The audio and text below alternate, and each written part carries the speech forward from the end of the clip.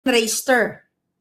Okay? Yung mga engagement, yung mga automated likers, yung mga AI, yung mga bots na comment para lang maipalabas na tuwang-tuwa sa kanya ang Pilipino. Harap-harapan ito. Again, 5 million pesos according to our source ang binabayad ni Lisa Tanas dito sa page pa lang niya. Wala pa po kasama yung kay Marcos Jr., wala pa yung kasama dyan kay Presidential Communications, yung iba pang mga ahensya ng gobyerno, yung kay Tambaloslos, yung kay Abalos, wala pa yung mga fabricated or automated likers ng mga AI bots, mga palaga ng pulboronic admin na ito.